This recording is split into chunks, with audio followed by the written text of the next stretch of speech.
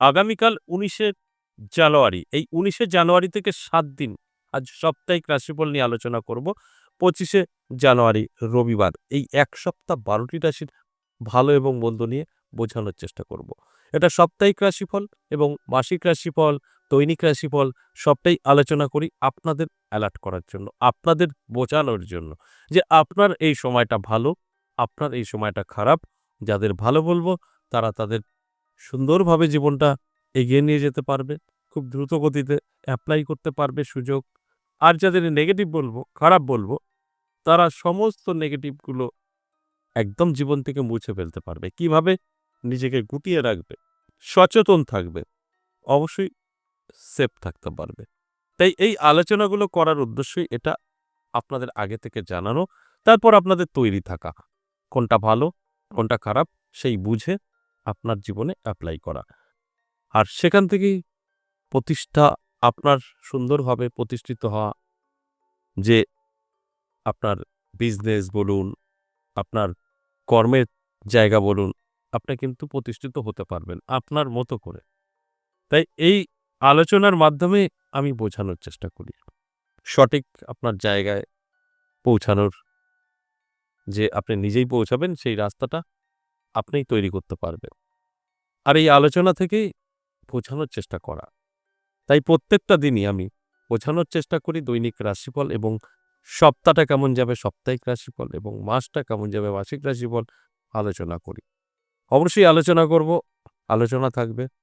সঙ্গে থাকলে সবটাই জানতে পারবেন। আমি মেষ থেকে এক একটা রাশি ধরে, ধরে বলব যে এই সপ্তাহে কার কতটা ভালো, কার কতটা খারাপ, অর্থাৎ কোন রাশি কি করবে সবটারই ধারণা দেওয়া হবে। আর শেষ পর্যন্ত দেখলে অনেক কিছু জানতে পারবেন, অনেক কিছু বুঝতে পারবেন। আর তার আগে আমার সাথে কিভাবে আলোচনা করবে, দেখা করবেন, সাক্ষাৎ করবেন সেই বিষয়টা একটু বলে নিই। নমস্কার, জয় মা কামাখ্যা, জয় মা তারা। যারা ভীষণভাবে সমস্যায় আছেন, অনেক জায়গায় গিয়েও সঠিক রাস্তা আপনি খুঁজে পাননি, আমি একবার হলেও আমার সাথে সাক্ষাৎ করতে বলব। যদি আপনার প্রয়োজন থাকে, ব্যর্থতা অনেকবার হয়েছেন, তাহলে যোগাযোগ করতে পারেন। কিভাবে যোগাযোগ করবেন? দুভাবে। একটা সরাসরি আসতে পারেন চেম্বারে, আরেকটা বাড়িতে বসেও। সরাসরি কোথায় পাবেন? সরাসরি আপনি পাবেন আমার নিজের মন্দিরে ১০ মহাবিদ্যা কালীবাড়ি, বীরনগর। আরেকটা পাবেন তারাপীঠ, ইংরেজি মাসের শুরু শেষ। এই ইংরেজি মাসের ২৪ তারিখ ২০২৬ সালের ২৪শে জানুয়ারি থাকছি তারাপীঠ। যারা ভীষণভাবে বিপদে আছেন সাক্ষাৎ করতে পারেন।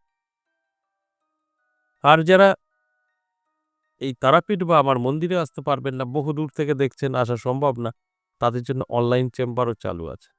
অনলাইন চেম্বার বৃহস্পতি, শুক্র, শনি ৩ দিন পাবেন এবং অনলাইন চেম্বার আর সরাসরি চেম্বার দুটোর ক্ষেত্রেই আপনাকে কিন্তু আগে থেকে নাম লেখাতে হবে। দেখবেন আমাদের স্ক্রিনে দেওয়া 62 দিয়ে একটি নাম্বার আছে। ওই নাম্বারটা আপনাকে সেভ করে নিয়ে কল করে জেনে নিতে হবে। আপনি ওই নাম্বারটায় সমস্ত তথ্য পাবেন শুধু আমাদের সঙ্গে সাক্ষাৎ করার জন্য। অনেকেই আছেন কল করেই আমার রাশি বলো, এটা করো, সেটা করো, সেগুলো উনি উত্তর দিতে পারবে না। উনার বাইরে, আয়ত্তের বাইরে। উনি ওখানে জাস্ট ফোন রিসিভ করবে, আমার সাথে সাক্ষাৎ করাবে। বাস এটাই। তাছাড়া কিছু না।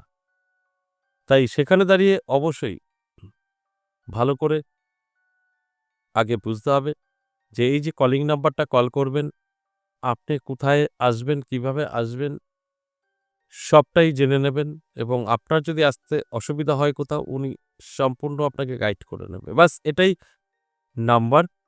এই নাম্বারটা দেওয়ার উদ্দেশ্য একটাই, আপনার সঙ্গে আমার কানেক্ট করা। আর কিচ্ছু না।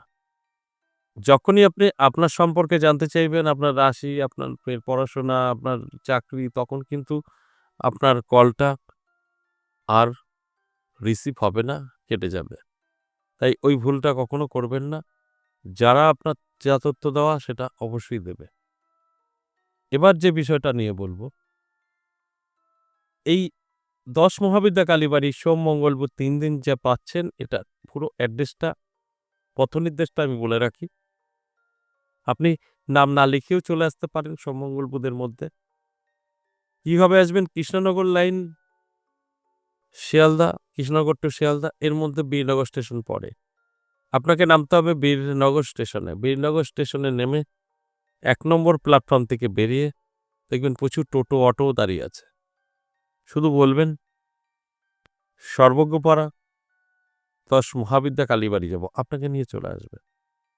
তো এইভাবে আপনাকে মানে বলার উদ্দেশ্য একটাই, এইভাবে যে আপনি কিন্তু চলেও আসতে পারবেন। হয়তো আপনার আশেপাশে কারোর ফোন থেকে দেখছেন, আপনার ফোন নেই। সেক্ষেত্রে আপনি চলে আসতে পারবেন।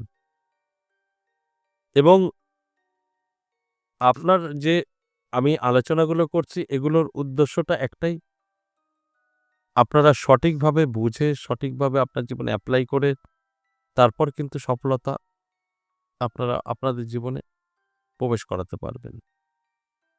এবার যে বিষয়টা নিয়ে আলোচনা করছিলাম সেটা হচ্ছে সাপ্তাহিক রাশিফল। ১ সপ্তাহ ১৯ থেকে ২৫ জানুয়ারি কেমন যাবে বিস্তারিত আলোচনা করব।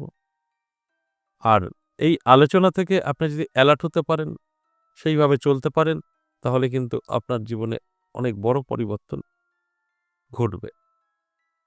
কি করবেন? সম্পূর্ণ আলোচনা দেখবেন, শুনবেন এবং লাস্ট পর্যন্ত দেখলে কিছু টিপস পাবেন, সেগুলো করবেন, ভালো থাকবেন। তাহলে আসুন এক, এক করে রাশিগুলো বলি। মেষ রাশি প্রথমেই বলব। মেষ রাশির মিশ্র ফল, নানা দিক থেকে সুযোগ সুবিধা, আর্থিক উন্নতি, তার সাথে, সাথে আর্থিক অবনতিও ঘটতে পারে। বৃষ রাশির ক্ষেত্রে বলব শুভ, তবে সবকিছু ঠিকঠাক থাকলেও কিছু সমস্যা হবেই। তাই সেক্ষেত্রে আমি একটা কথাই বলব, চোখ কান খোলা রাখুন, অ্যালার্ট থাকুন। মিথুন রাশির ক্ষেত্রে বলব অবশ্যই আপনার জন্য সময়টা খুব ভালো। আপনি যেকোনো কাজে সাকসেস পাবেন। হঠাৎ করে আপনার একটা জীবনের পরিবর্তন ঘটে যেতে পারে। নানাভাবে আপনি কিন্তু সকলের কাছে প্রিয় হয়ে উঠতে পারেন, এগুলো পজিটিভ। তাই আমার কাজ আপনাদেরকে অ্যালার্ট করা। এরপর কর্কট রাশি। কর্কট রাশির জাতক জাতিকাদেরও কিন্তু আমি বলব একটু সাবধানে থাকতে, কারণ চোট লাগা, আঘাত লাগা এইগুলো হতে পারে। কারণ মঙ্গলটা খুব একটা ভালো কিন্তু নেই। সেক্ষেত্রে দাঁড়িয়ে আমি অ্যালার্ট থাকতেই বলব। অ্যালার্ট থাকলে আপনি কিন্তু এটাকে কন্ট্রোল করতে পারবেন। সিংহ রাশির জাতক জাতিকাদের নিয়ে যদি বলি, সিংহ রাশির জাতক জাতিকাদের তাহলে বলব অবশ্যই আপনার সময়টাও কিন্তু খুব ভালো, খুব মন্দ সব মিলিয়ে কাটাতে হবে এই সপ্তাহ। যেরকম আপনার জীবনে একটা সুযোগ আসতে পারে, আবার আপনার কিছু ক্ষতির সম্মুখীন হতে পারেন। তাই এটা ব্যালেন্স আপনার হয়ে যেতে পারে। অ্যালার্ট থাকলে আপনি সবটাই বুঝতে পারবেন। এরপর কন্যা রাশি। কন্যা রাশির জাতক জাতিকাদের কিন্তু যথেষ্ট ভালো জায়গা তৈরি করবে এই সপ্তাহে। এই ভালো জায়গাটাই আপনি সারা জীবন করে যেতে পারবেন। তাই আমার আলোচনা মানেই কিন্তু অ্যালার্ট করা, যে কথাটা আমি প্রত্যেকটা দিন বলি। তুলা রাশির জাতক জাতিকাদের ক্ষেত্রে যদি বলি, অবশ্যই খারাপ আছে। এই তুলা রাশির জাতক জাতিকারা যারা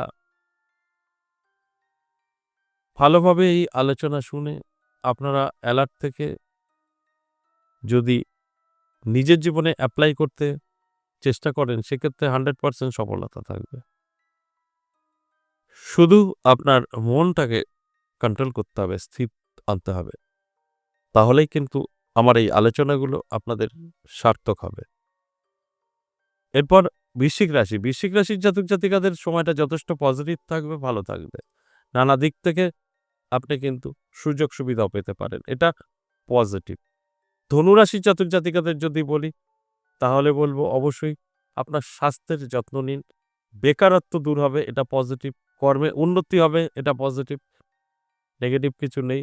তবে অবশ্যই আমি বলব অ্যালার্ট থাকতে। অ্যালার্ট থাকলে আপনি এগুলোকে কন্ট্রোল করতে পারবেন। মকর রাশির জাতক জাতিকাদেরও আমি একটা কথাই বলি, আপনি অ্যালার্ট থাকলে সবকিছু আপনি নিজের কন্ট্রোলে রাখতে পারবেন। কুম্ভ রাশির জাতক জাতিকাদের অবশ্যই শুভ। এই কুম্ভ রাশির জাতক জাতিকারা যারা আছেন, আমি শুধু একটা কথাই বলব, যদি অ্যালার্ট হতে চান, তাহলে অবশ্যই নিজেকে একটু বলে সততা নিয়ে তারপর আপনারা আমার কথা মতো যে প্রোগ্রাম দেখছেন কাজটা চালিয়ে যেতে পারেন। তাহলে দেখবেন আপনি কিছু নিজেও উপলব্ধি করতে পারবেন। ভালো এবং মন্দটা নিয়ে। এরপর সর্বশেষ মীন রাশি। মীন রাশির জাতক-জাতিকাদের কিন্তু খুব একটা ভালো যাবে না। আর সঠিকভাবে যদি আপনি আপনার জায়গা বা আপনার লক্ষ্যে পৌঁছাতে চান, তাহলে অবশ্যই ভালো করে বুঝে শুনে তারপর যেকোনো কাজ করতে হয়। তাই এই যে সাপ্তাহিক রাশিফল মীন রাশির জাতক-জাতিকাদের ওভারঅল কিন্তু মধ্যম থাকবে, খুব ভালো থাকবে না।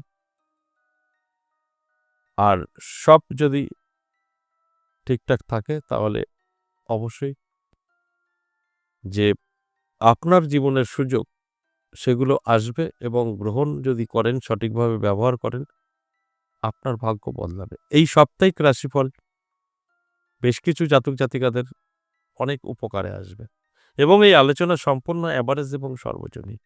কারোর ব্যক্তিগত জন্মছক বা হস্তরেখা বিচার বিশ্লেষণ করে কিন্তু বলা হচ্ছে না। এগুলো বুঝতে হবে। সঠিক তথ্য তখনই হবে যখন ভালোভাবে আপনি আপনার জন্মছক বা আপনার হস্তরেখা বিচার করিয়ে নেবেন। আশা করি বুঝতে পেরেছেন। আজ আপনার সমস্ত কিছু বলা হলো এভারেজ।